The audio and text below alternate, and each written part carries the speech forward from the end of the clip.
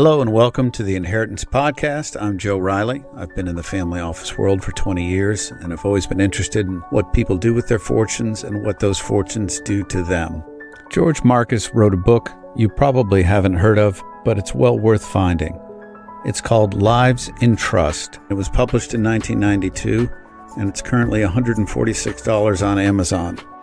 Professor Marcus is an anthropologist who studied tribes in Tonga, then applied what he learned to study dynastic wealth in families starting in Texas. The book has great essays on the H.L. Hunt family, who tried to corner the silver market in 1980, the Bingham family, who fought over a newspaper chain in Kentucky, a study of two very different family fortunes in Galveston, Texas, and an analysis of one of my favorite books, Old Money by Nelson Aldrich. He discusses the importance of your image, of your ancestors, and the creation of family ideology, the emptiness at the center of the Getty fortune, and a great essay by his collaborator, the late respected philanthropic scholar Peter Dobkin Hall, on the efforts of the Rockefeller family to control the narratives told about them over the decades. In our discussion today, we talk about his career, the book, his interesting concept that he calls the dynastic uncanny, and his fascinating dive into the meaning of nobility in current-day Portuguese aristocracy. I hope you enjoy my conversation with George Marcus. One of the interesting things about your work is you're coming at this from an anthropological perspective. And so I might ask some very general questions like, how would you define culture and why is it so important the way culture is transmitted? At least in the development of anthropology here, culture was a keystone in the development of contemporary fieldwork-based anthropology because cultures could be located in terms of historically of traditions in particular places. The primary method of anthropology is ethnography, which is very much person to person, and studying social processes, micro or close up. Which came first, I don't know, but the idea of culture or the tradition of the study of culture fit that quite well because cultures are practiced by observed humans in small groups. And then, of course, you have, with media and stuff, you have extensions, but it suited the basic dimensions of the anthropological method, which is participant observation. And by the way, much more important, the idea of culture in American anthropology than in, let's say, English anthropology, which for a long part of the history, that was the other form. For English anthropology, it was social structure. But these are, for me now, active terms that facilitate this kind of distinctive kind of research. Frankly, because of the times and the way things have moved, culture will always be at the foundation of anthropological research, but it's not a topic of a great deal of discussion and controversy now. I think because this whole idea that anything that's local and observable and distinctive as culture is now subject to global forces, and the intensity of culture, which is still studied by anthropology, anthropologists become distracted by the kind of extending processes. If you focus on something, suddenly you're into cyberspace or markets, etc. That was really what was behind, in the 90s, the kind of adaptation of the intensive study of cultures in world systems and so forth that I was interested in. I suppose that would apply as well to the concept of family. We think of family as being a kind of a concentrated thing, but it isn't. It's obviously embedded in a much, much larger context now. A central topic in classic anthropology was the study of kinship systems, and that had to do with the idea that the Western family unit was developed in many different ways across cultures. And in terms of this method of ethnography, which is up close, hands-on participant observation. The most immediate thing that you observe, phenomenon you observe in most cultures, are family relations. In other societies, these are extended into kinship systems. So there indeed are households, families, but they're embedded in great variety of systems of inheritance and attitudes toward the material world and things like this. And to be honest, this is the kind of bedrock of anthropological knowledge on which studies of religion and all the other things that anthropologists have encountered rest. The study of kinship and the family is central. The key idea in anthropology is in the relativism of things. And this had to do with when anthropology developed in the 19th and early 20th century. The great barrier was ethnocentrism of the West. So people who explored other parts of the globe would find that the family system of one sort or another was universal, but they would think of it in terms of Western families. And if you really go into the culture of just small family groups, you find an incredible variety. Rules about marriage, rules about authority, rules about relationship to wealth, for instance. And so you might say that preoccupied anthropology from the late 19th century all the way into the 1950s, 60s, 70s. And it's still foundational for the field, even though what people are actually studying now, particularly in the contemporary world. I'm speaking now of social and cultural anthropology. The other branches of anthropology are archaeology and biological anthropology. I'm a social cultural anthropologist, but there have been some interesting shifts in recent years in connection with those other subfields. But for the longest time, anthropology was like the sociology of non-Western peoples. When did you know that you were going to study anthropology? Did you study at undergrad? No, not at all. I wasn't socialized in the university in anthropology, but many anthropologists can tell you the story. The inspiration in anthropology is they didn't discover it in education, but they discovered it in some life experience, travel, just a fascination of the encounter with difference. In my case, I was living in a small town in Pennsylvania, and my oldest sister had gone to Vassar and married a Yale graduate who was going to graduate school in anthropology. And it was that brother-in-law, long since passed, who introduced me to the field. They went to what was then Malaya, now Malaysia, and they studied Aboriginal peoples. And really, he was interested particularly they were very small groups who, you might say, isolated themselves in the mountains from more powerful groups on the plains. And if you want, they practiced nonviolence. And he actually wound up writing on them distinctive as a non-aggressive, nonviolent people. But anyhow, the long and the short of it was he really switched me just by these personal accounts from fieldwork in Malaya to anthropology. But my undergraduate was at Yale. And frankly, I came into anthropology at a time when whatever specializations they were doing, I found not very exciting, but mature. They were arcane debates. So actually, I didn't do much anthropology at Yale. I did politics and economics. And then I got a fellowship to study at Cambridge in England.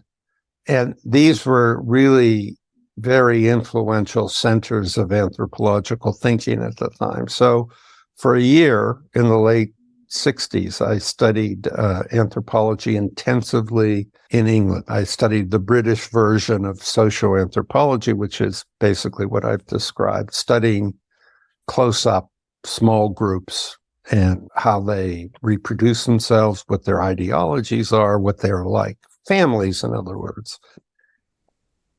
in most places that anthropologists work. You were there during a pivotal period where it went from the old establishment to the...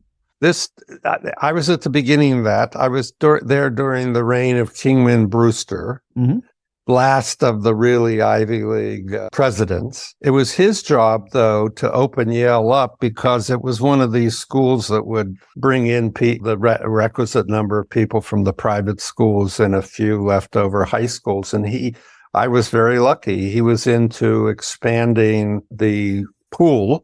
And I must say, this is the distinction. I was the last class that went through Yale in the old way, meaning no women. They came in the year after I graduated. So mine was the traditional experience of all male Yale, very distinctive. George Bush was in my class. I didn't know George Bush, but he was in my class, and it was very inflected Yale. I remember.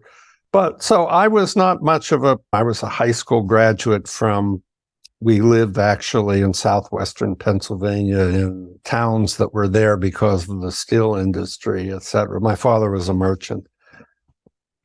That's a good lead into the next question. There was a wonderful book. It just came out. It was a former student at Harvard. His name is Patrick Schmidt, and he wrote a history of the Department of Social Relations at Harvard, which started at the end. I have the book over here. The Department of Social Relations was basically a combination of anthropology, sociology, and part of psychology. It started at the end of World War II.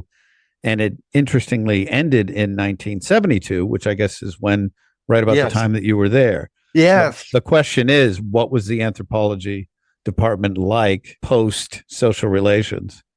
I got into social relations because I was interested in the ethos of interdisciplinarity and the project it had been. I had no idea that it was decomposing.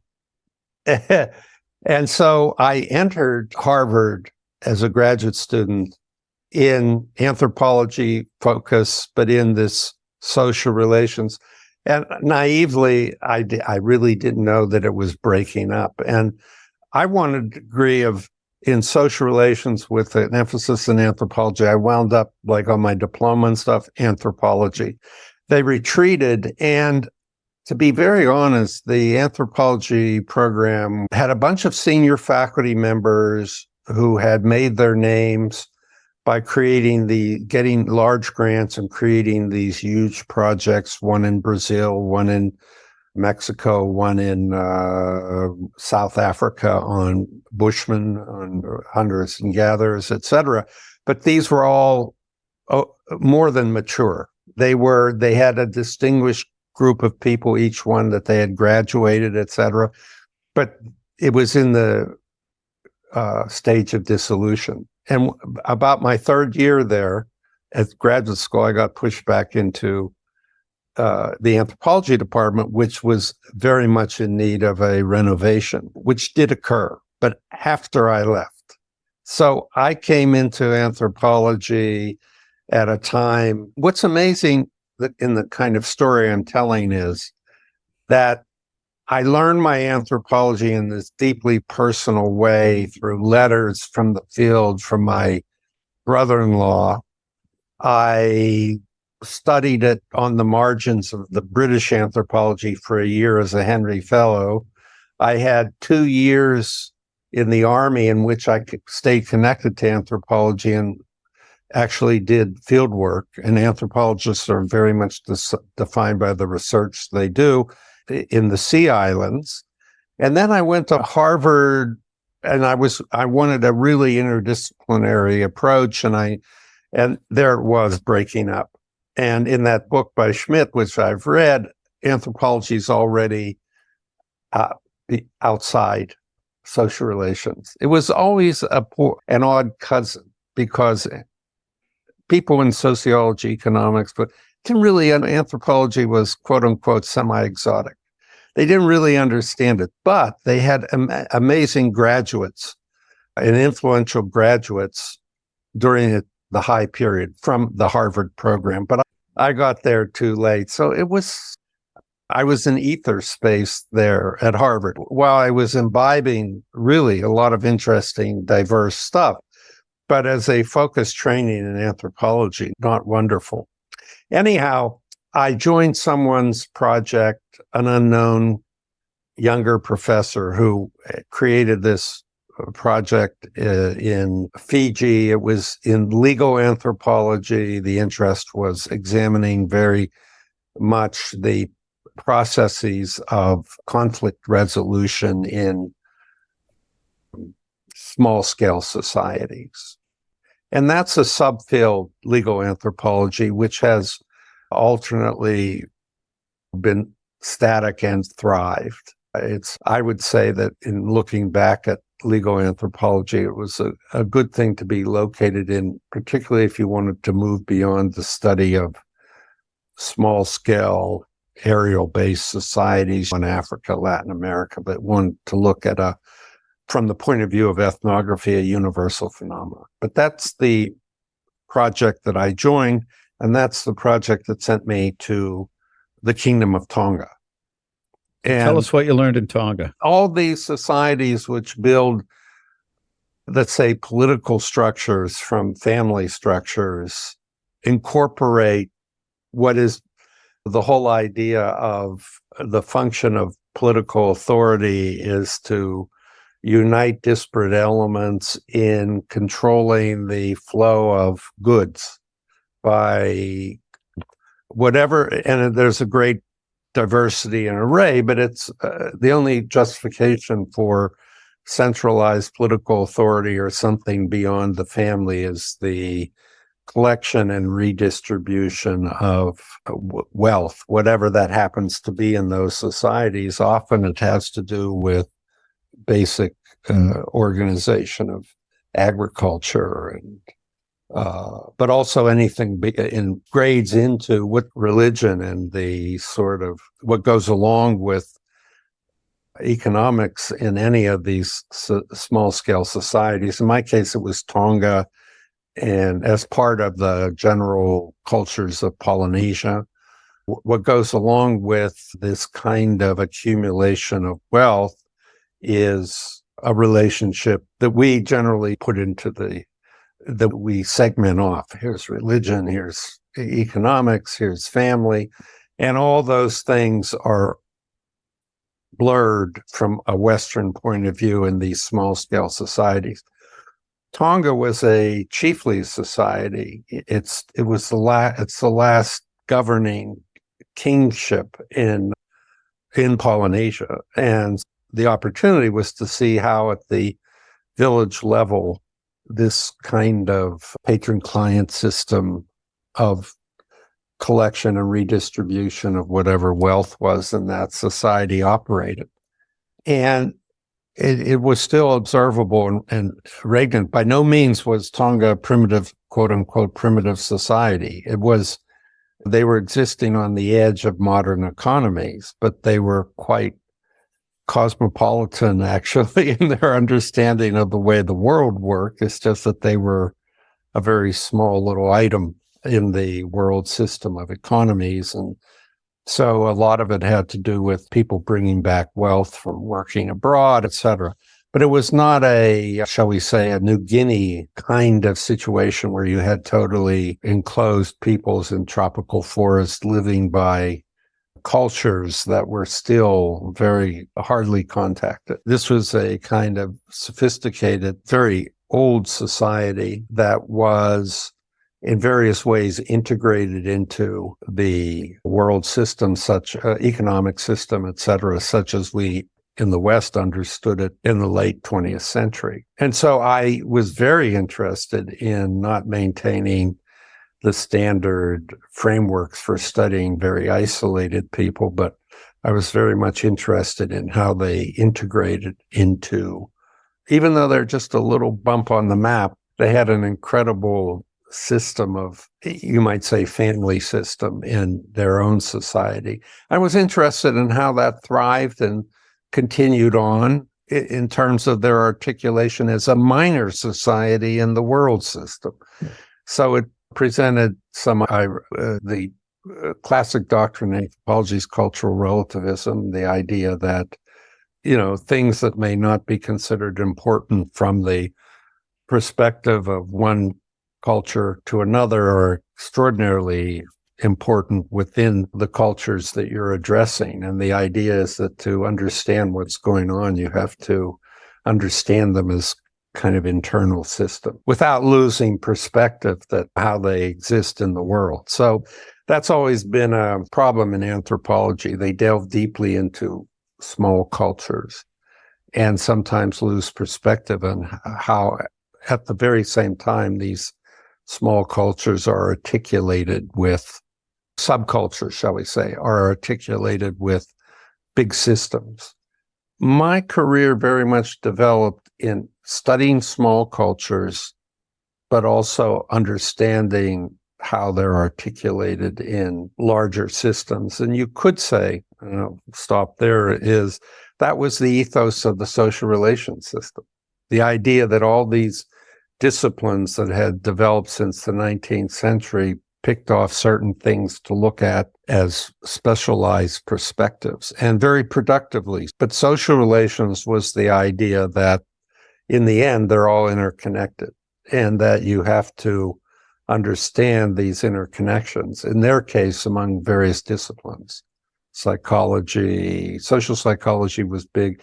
Anthropology, sociology was big, economics, but anthropology, as always, is a kind of delightfully marginal field and not unimportant, and it retains that marginality. Going back to these small scale societies that you're studying in Tonga, would you say the difference between those societies and the moderns is the lack of institutions? Is that one way to look at it? Yeah. That most of it was kinship and religion based, but you didn't have this sense of a disembodied institution. And in the context in which we're having this broader discussion, the absence of the nuclear family. Although you have to understand that doesn't lead suddenly to odd alternatives. They have marriage, they live in households, there are different rules, but those family units are constantly being pulled in the direction of larger spheres of obligation and participation. So you might say the nuclear family, as we've developed it in the West, in terms of world types, for a long time was in the minority, and particularly the modern nuclear family, which is the cradle of people's development. And you could identify family units, but they're absorbed in other kinds of principles of relationships, such that connections with other kinds of kin, what we would call cousins and stuff, is much more elaborated. And the classic idea of the tribe or lineage develops from that broader view. So for a long time, the core of anthropological study was comparative kinship systems. And the idea, of course, was not to look at the Western truncated kinship system of the nuclear family as the core, but to be open-ended about it. You have various kinds of clans and other kinds of relationships that are central in other kinds of societies. But the study of kinship, which included the family, was the basis of anthropology until the mid to late 20th century. And everybody who studied anthropology, and kinship had to do with the kinds of issues that in this work I did on dynasties you're interested in. Who inherits what happens to reputation, first generation, who do you marry? Who can be married? Marriage rules are extremely important in the study of kinship. I think you said something, and this definitely will relate later to the dynastic families, is that the difference between these societies and the moderns, are us, is we don't have this sense of clanship. Oh, definitely. When you say we, you mean, because anthropologists would always be interested in variations, you mean like in American society? We'll call it, yes. Yeah. The moderns. Yeah, no, definitely not. And you have an ear for the way people use categories in everyday life. And clanship, whenever I hear about it as a, quixotic thing, which doesn't exist, but people would say, oh, they're different. They're a clan. or they're the Hatfield and McCoys. Clanship is something not necessarily disparagingly, but I think it often has the connotation in American society of, I use this term extremely advisedly, something more primitive, not primitive, but pre-developmental, something that was incomplete in the development of a family, or something very odd or exotic. When people joke about it, I think that I've listened very carefully to how people in different parts of American society and everyday life evoke the alternative to what they have. Clanship is a sign either of primitivism in our own environment or kind of luxury good, not necessarily one you want to be burdened by always, great wealth. It's an oddity if you go beyond the expected nuclear family, which is also, there's also always a diagnosis. I'm talking about in everyday life, about it breaking down, not thriving, but that's the unit we're committed to culturally. There's another dynamic that you identified, which I think is important, is, and I don't have the exact quote, but I think it was, in return for high status, the chiefs are often forced to redistribute their accumulated wealth. Is that something that's accurate about those societies? The only slight emendation of what you said that I would make is those societies in which redistribution is the normal thing, the people who are redistributors do not feel forced. Their power lay in not, yes, accumulating wealth, but not for their own purposes. Their power lay in redistributing it. So redistribution is, what do you call it, the cultural norm. In other words, they gain power by, or prestige, as in our own political domains of our own political systems and others, that, and also I think in dynastic family systems too, that redistributors of wealth, I'd only qualified by commenting on your word force, but that suggests a totally different normative order of values in which this kind of process of redistribution occurs. But the status itself results from the understanding of that dynamic. Accumulators of wealth very often are in a kind of, let's say, family subculture in which they don't expect to use it for their own ends and they're forced to redistribute. The analog of chiefly societies in our own are people who are concerned with the redistribution of wealth in a family or kin context. So that would include the kind of families I was studying in Galveston, the kind that Mr. Hughes is professionally concerned with. It's where governed by a certain body of law, which creates the instruments or defines the instruments and the need for expertise, et cetera, et cetera. But that's the non-technical aspects of doing that. I'm trying to suss out, I think, the analog to the idea of the patrician culture, which is obviously a much later development. The idea of the patrician culture is you give back. And that's somehow tied up in where their authority comes from. Right. That's the kind of philanthropic tradition, or exactly what you've said, this issue that in the societies that anthropologists have traditionally studied of the redistribution of wealth. It's not a simple matter of gathering together, here's a pile of wealth, you get this, you get that, you get the other. There's a whole, if you want, philosophy of life that is enacted in doing that duty. And the same among us. It's just immensely complicated in terms of history, controversy.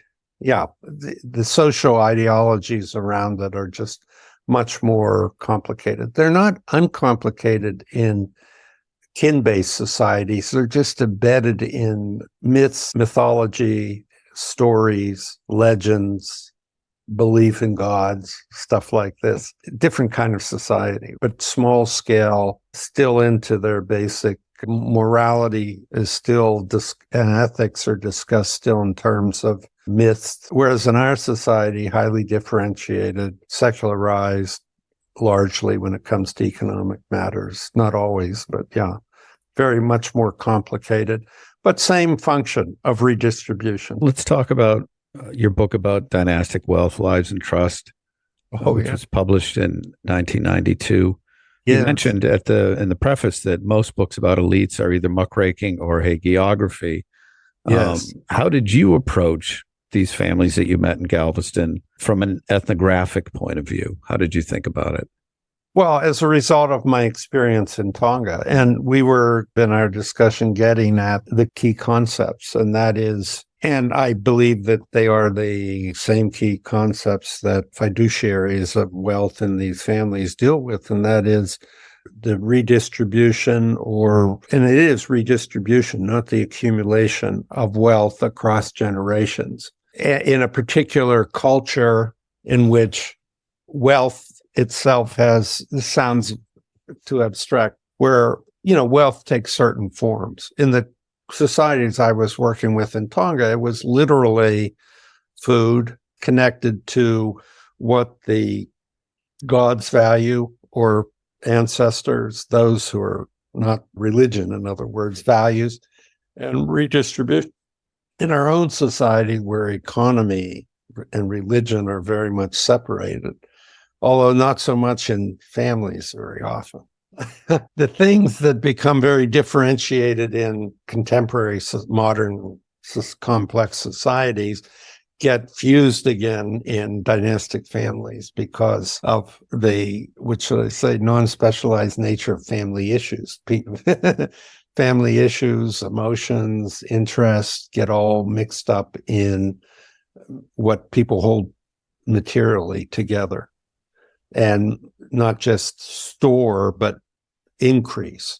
So the health of families in the West, or that I was dealing with, very often is determined by the health of the wealth, the health of the accumulation.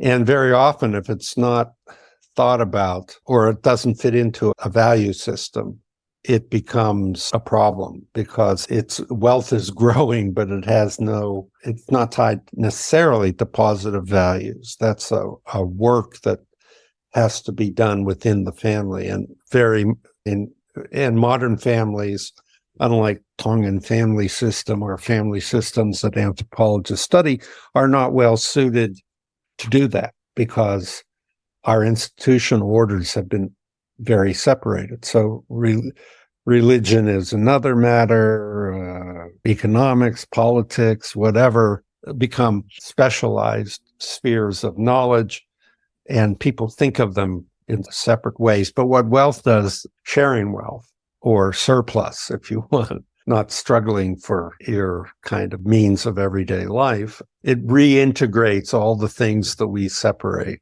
in contemporary culture. And we're not prepared.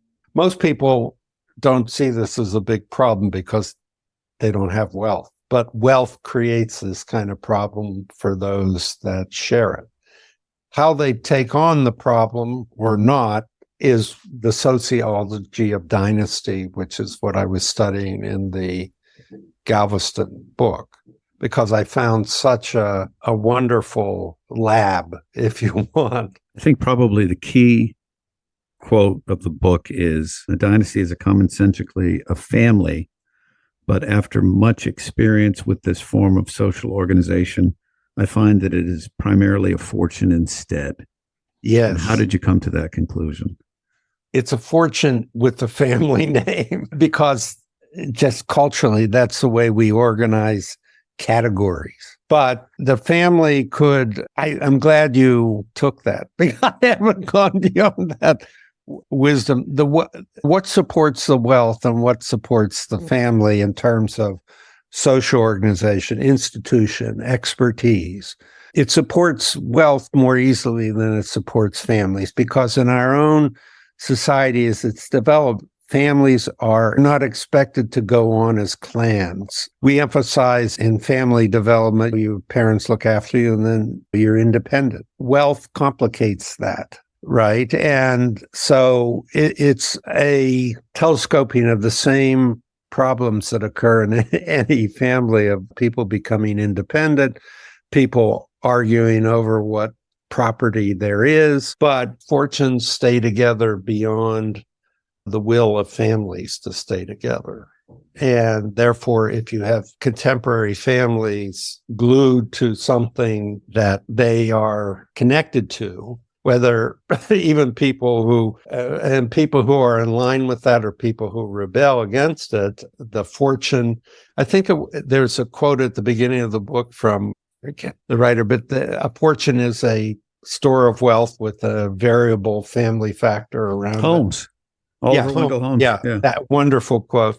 And that's what I mean, that the institutions of society are more organized for the perpetuation of quantities of private wealth or law, investment, etc., than it is in the perpetuation of family. From the point of view of anthropology and from your work in Tonga especially, why do you think money confers authority, especially moral authority? There's not a simple answer to that question. I don't want to, but it may seem like I'm avoiding it or running away from it. I'm really not. How cultural value is given to money, the fact that it must be given to money, that money is a big inherited wealth, surplus, is inherited, and that it has a moral significance that the culture no longer normatively gives it, such that we can ask, this question becomes hard to answer. For instance, if we were doing comparative, if you were asking me why that were the case in Tonga, I would say the relationship of the managers of the wealth and who those people are and what they value and what they think they're doing are very much in alignment. In fact, in those societies, all that stuff that's accumulated is not wealth in our sense that could be individually owned by anyone. It's presumed to be the property of the group, and there's an authority of a supernatural dimension to it, authority of ancestors, etc. I would go deeply into belief systems and structures of activity, much different from our own. But in our own, I think it's the culture of individualism, the idea that at the core of that wealth is a founder, generally, or a founding family. And as time goes on, the money, the wealth, which is no longer just something material like a house or a car, it could be symbolically, the material stuff plays an important role in transmission of wealth in Western societies. But we have to go into that here just to say that an important moment for the anthropologist is the distribution of personal or material wealth when somebody dies. It could be through the will, or it could be through what somebody wrote a book once called The Grab. And what it is, the heirs would go into the house and they would have rules for taking personal items of the dead, that kind of thing. Or families in their informal culture have this kind of resolution of who gets the material personal wealth. These things are very important from the point of view of anthropology because they reveal a certain type of mini subculture of wealth management in different kinds of families. And that's where you start in the study of dynastic families. You look at, what's there that the family has invented or that experts have invented for it. And the core of the dynasty book were these two opposite families in Galveston, the Moody's and the Kempners. That's what made Galveston so attractive. How did you meet them? And what was your interview process like? I didn't interview the Moody family. I give an inordinate importance to inside-outsiders, managers of wealth, people, particularly people who are more not just doing a job, but are more committed to thinking about and managing the wealth as a part of their expertise. And the Kempners had a smaller scale, classic inside-outsider, a family very much into maintaining the solidity of family. Moody's much sketchier kind of family that was faced with holding things together among a relatively weak family ideology and more as a problem of managing the problems of sharing wealth. They're both about managing those problems objectively speaking, but subjectively speaking, most issues about wealth management were expressed in family terms in the Kempners, and in the Moody's, as I recall, not. They were expressed as shares of whatever their family relations were like. They did not come to rest in a family culture or a structure of wealth that served the kind of family ideology. Consequently, I had more access to the Kempners because they were into emphasizing family, whereas the Moody's were not. They were definitely family, but family was something difficult to discuss. Working with the Kempners, which was like working with them. I could go to New York or Princeton or someplace where a member of the family was, and I could talk to them. It's like that. The Moody's, not so much. I think there was a very large corporate battle going on in the Moody family, correct? Yeah. I think there was a fight over one of the firms or the main firm. Yeah. They had a patriarch, Mary Moody Northern, who was, I think, died during the course of my research, but they also had Sharon Moody, who was a controversial figure, and Robert Moody, who was more or less the solid businessman. Consequently, they're not as well studied by me. The Kempners were just designed to be studied as a family wealth thing. And that's an important difference. They had developed a family culture by their common interest of developing family through management of wealth that the Moody's, who were probably richer, did not.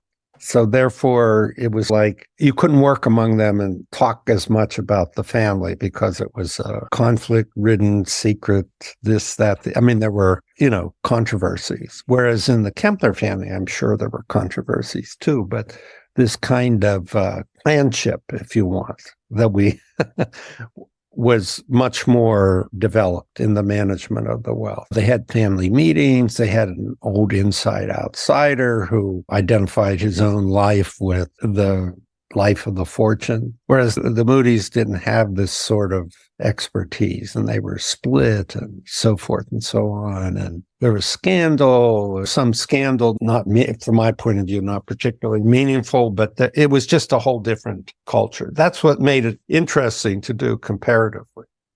And there it was. You could go, and most families study, not in a single community, but Galveston's very special because it had this extraordinary culture of wealth from the 19th century. And these were the two. There was also the Seeley family, but not as organized. But these two families were part of this culture of wealth that had been Galveston. And they sustained it. You could go to Galveston, decrepit community, even worse today, but would have these bank buildings, one representing the Kempners, one representing the Moody. And so it was perfect for anthropology. It was very powerful intergenerational wealth within a very small community. That's not very common. Not just wealth of the scale of that community, but it was historically part of in the wave, the great accumulations of the 19th century that were playing. It was just about 100 years when I was studying them. And so I was the shirt sleeves thing. I was studying these families at the height of their maturity. And I haven't followed them that closely since, but it was definitely in the 1980s that you had this third to fourth generation, either perpetuation. So what does it mean to return to shirt sleeves? It doesn't mean that term is an ideological term favorable to an American system where, great wealth is accumulated, but it should also disperse. It shouldn't become an aristocracy. But that's an ideological catch-all. But I thought it was important at that time because I was dealing with the end of that third generation. I think you mentioned that at one point. You said the tension in American society, at least, is that it's obviously the self-made man, the self-made family. You want to create a dynasty on the one side. And so it's middle-class aspiration that often creates the aura around these families. But exactly, it also has to dissipate in order for it to be egalitarian. It's the tension. To be part of middle-class culture.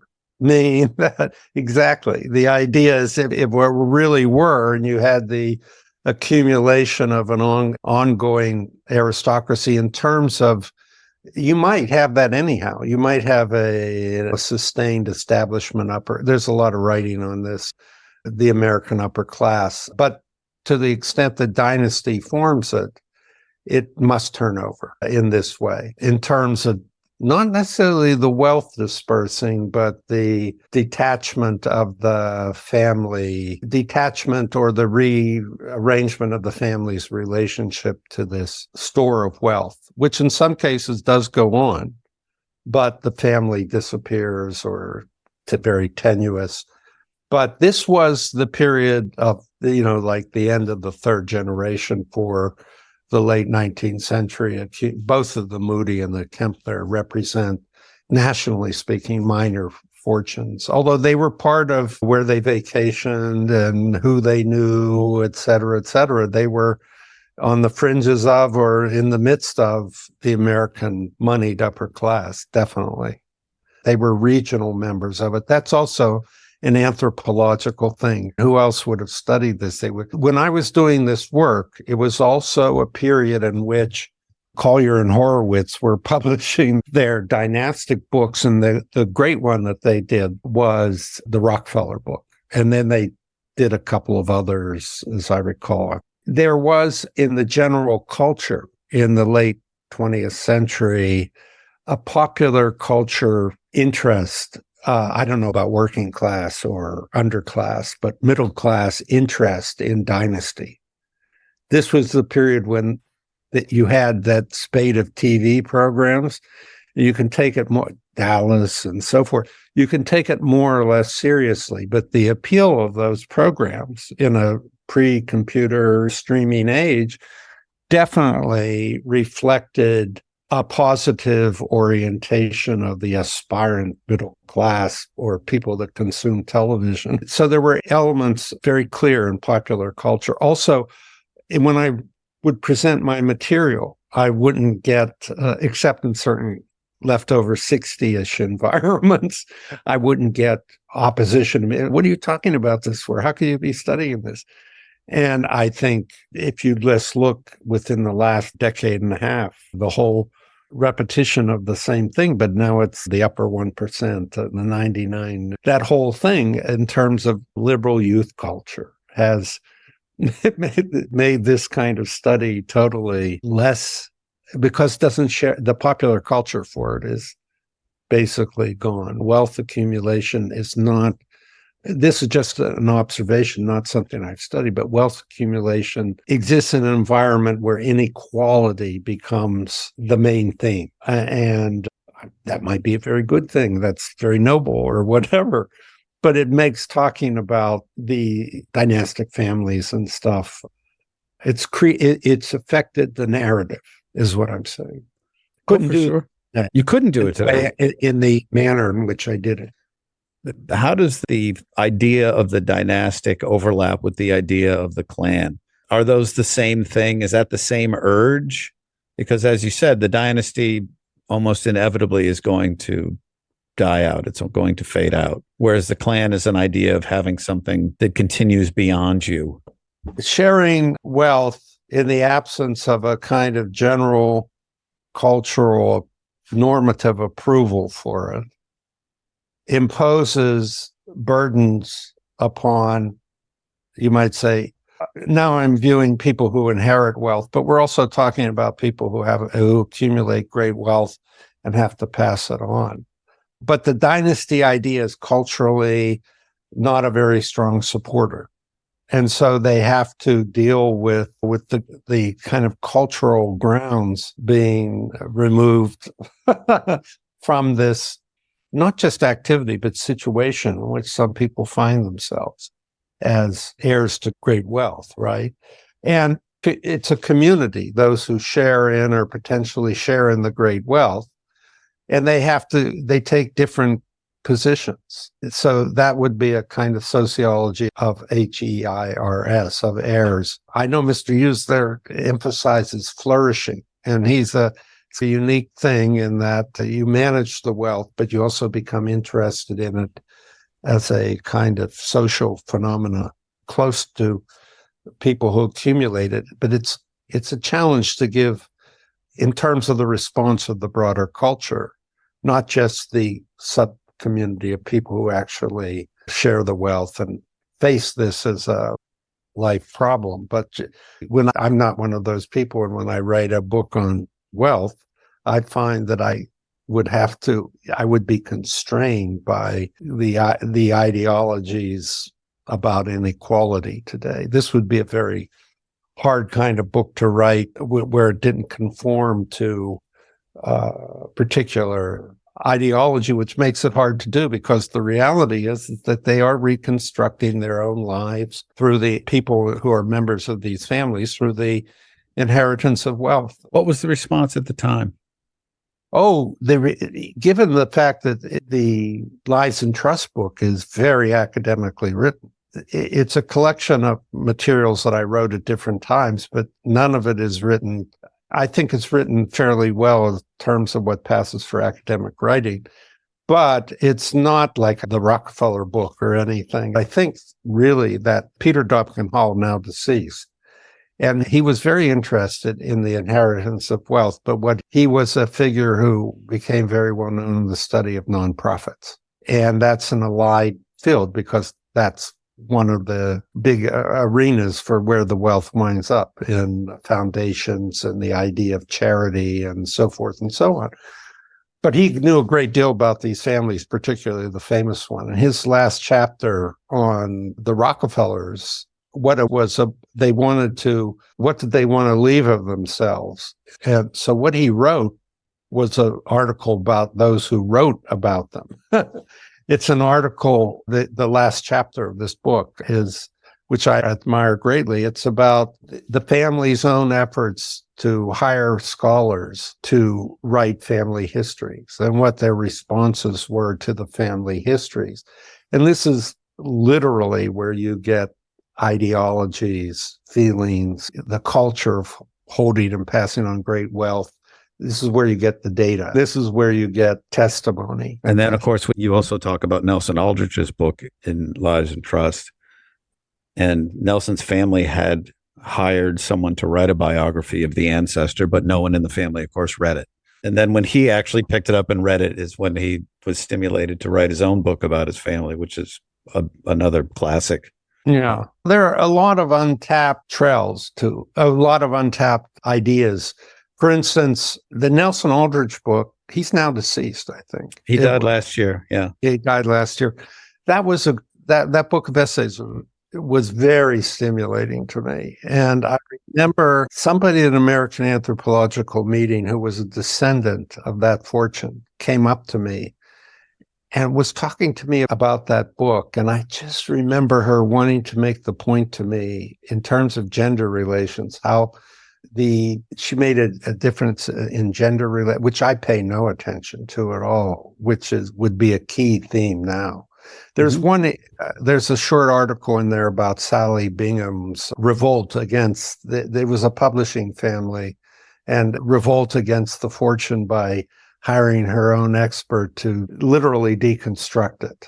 And it wasn't necessarily something it was a ritual act that she was doing, because the whole key to the power of very often of these fortunes is who knows how open or closed is it, who takes the time to figure out how the wealth flows at any point in time. And very often there is the role of gender, which I totally ignored, basically, is extremely interesting. And she was saying something to me at these meetings that I never forgot about.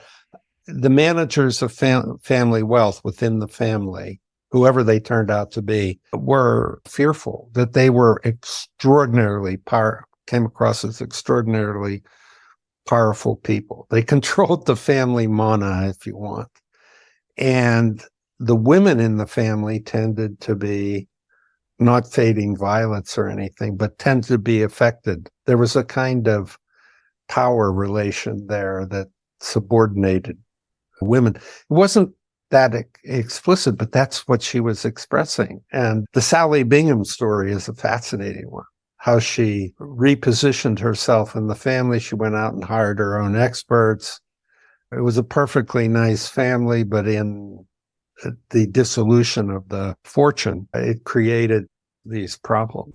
You wrote a book called Ocasio, which is a series of letters and exchanges with a member of the Portuguese nobility.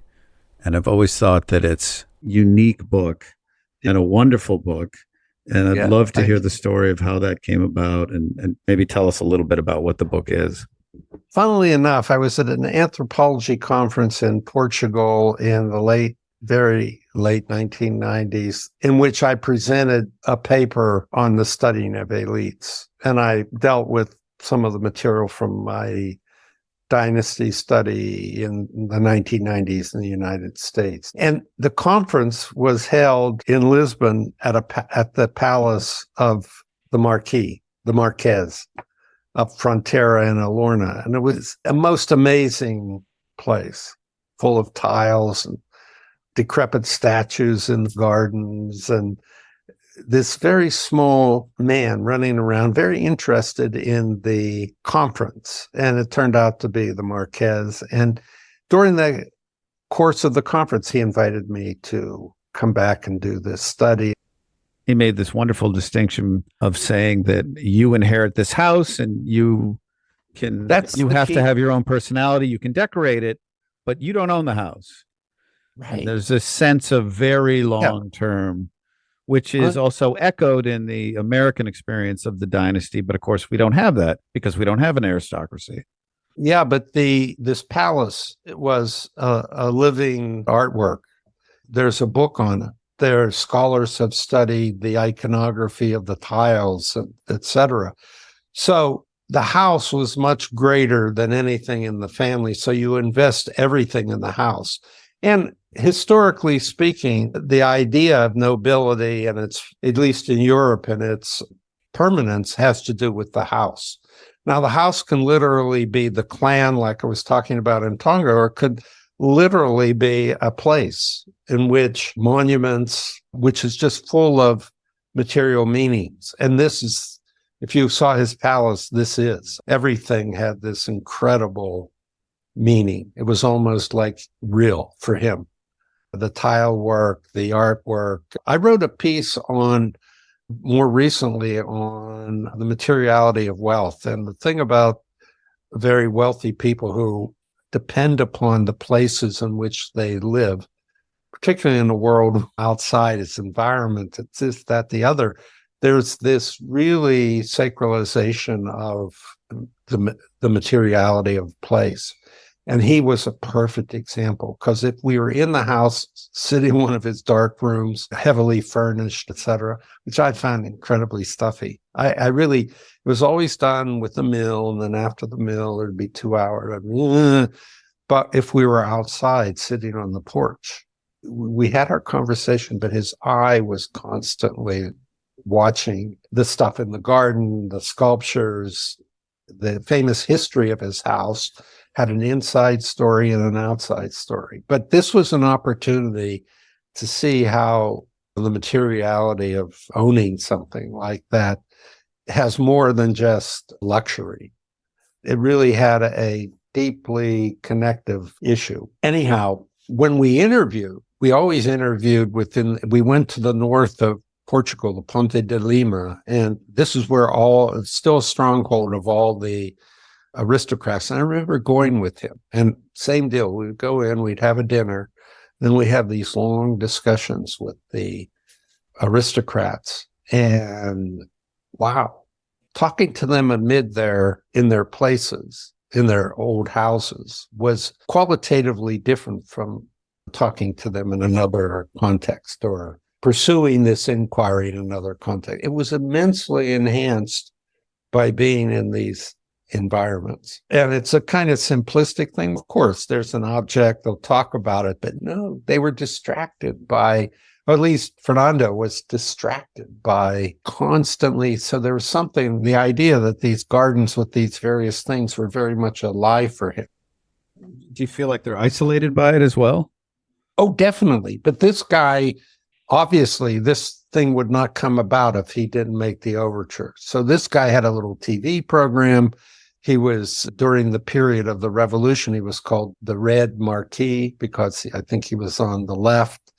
I think when they had their revolution, he had to go to Marrakesh for a few weeks. They had to go into exile, but they came back. It's a very, as you can imagine, it's fun if you're a tourist or something, it's a really deep into the connections of Portugal. And not if you're a tourist, but for appreciating the historic Portugal. But he had this desire to renew the nobility in some way. And that was a huge advantage for me during this period. So it ended a little ambiguously. We followed through everything. We finally had a conference in the palace of the various nobles of Portugal, people who held titles coming.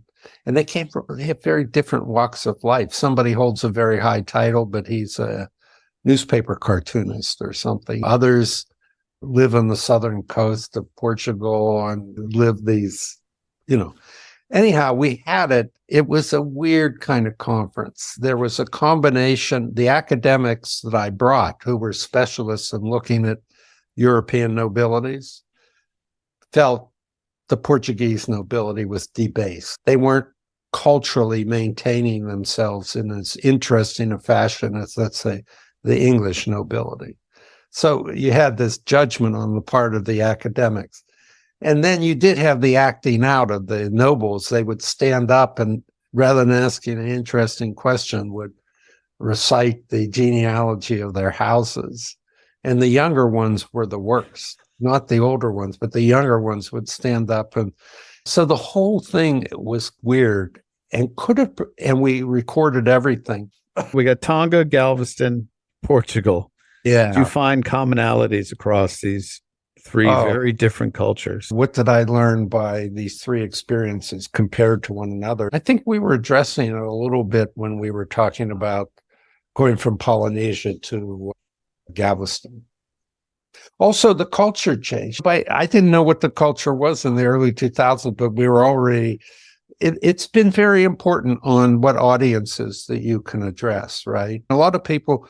There are still an audience out there, a general audience for dynasty sagas. They're published all the time, base sagas. The environment for receiving them, let's say in a general readership, or even in a scholarly one, has changed dramatically. When I was doing it, I'm interested in equality and inequality, but that was not the dominant theme. And that you could study these phenomenon for themselves, but not with that inflection. I could be criticized for that because they would say, even at that time, that was a huge issue. But in the broader society, American society, the one in which I was producing this work, the reception, if you want, for work like this was quite different. It was much more accepting of the study of elites for themselves and not as a very politicized condemnation of inequality. And now you can't treat them like classic anthropological subjects. That, even articulating this, I could have trash rain down on me. It's really just changed so much. But that's not the reason why I look at it or don't look at it. But it is when you write something and argue something within a certain framework. You have this very interesting concept called the dynastic uncanny. Could you explain that one to us? And really, of course, it's what hit in the letters. It carries over with the Marquis. He was fascinated by that. So is it just a thing you throw out and it sounds good, et cetera? What does it really mean? No, what it means is there's an intimate aspect of dynastic continuity, if it works, which gets into the way descendants or heritors define themselves. And so the dynastic uncanny is not this family story that you take after your father or mother or predecessor, but that you yourself, as a developing individual, whether you like it or not, it's in you. And it's not like a family story or part of the folklore. It's an intimate kind of thing. And most people have this kind of story in their development. For all that matter, most people in most families have these kinds of stories, but they can become very important, kind of below the intimate family kind of stories. You take after your father, but it doesn't become a full-fledged family ideology, because then it becomes something that you can oppose or disagree. It's something that you feel in yourself. Now, the person who really globbed onto this or took it in was the Marquez. He really saw a lot of the way he thought about family as very personally. He wasn't a particularly totally self-involved, although, yeah, there was that. And I've seen it in the Kempners and others. But it's something, the dynastic uncanny is fun to point to, but it's hard to talk about. Because once you begin to talk about, well, Kempners have always been like this, or this has been true through the various things, it's more intimate than that. Yeah. It's a great concept. And it was in the book, who died recently? Nelson Aldrich. Yeah, Nelson Aldrich. I met him once. That was a key idea in his book, actually. The dynastic uncanny. He didn't call it the dynastic uncanny, but it was that the continuity of this kind of thing. It's reinforced all sorts of ways socially, but its most powerful existence is in, you look in a mirror, it's in the definition of your own person. You noted that the therapeutic construction of the family, which of course has only become more, probably less psychoanalytic, obviously now, but is still a very much important way that families construct themselves, up to the point that it has infused wealth management. Yes. That wealth managers use these terms to help the family construct an identity. Yeah. Which is not a role you probably would have seen 40 years ago. I can see what you're saying, because every once in a while I've been talked to these companies or these firms that do ideological management of wealth. They're part of wealth management, money management, but they are subsections of people who are developing the kind of sociology and psychology of, like the Hughes Foundation, but it's unique in terms of its own. He has his own personal stamp, but at some degree it's professionalized. And the therapeutic is a huge aspect of it, is an important aspect of it, because people come to see themselves as belonging to collectives, not in a different way in which they think of themselves as persons. It's much more subtle. So indeed, the idea of the dynastic uncanny, where what's most powerful is not somebody telling you have the family, conceptualizing it for you, but it works off of the idea that you're surprised at a certain point that you are a part of something that you've grown into and weren't aware of. And then what happens with my experience of people going into therapy, usually there's some sort of family conflict going on, but they go into therapy and they develop, I might say, I haven't talked to therapists about it, but they develop what I've been calling this idea, the dynastic uncanny, as the basis of doing therapy. Yeah. Thank you so much for joining us today, Dr. Marcus. And let me just thank you for writing a book that I consider a major contribution to understanding wealth in America. Thank you for asking. This has been fun. Thanks for listening. If you like the podcast, please share it with your friends and take a minute to leave us a review on Apple Podcasts. We appreciate it.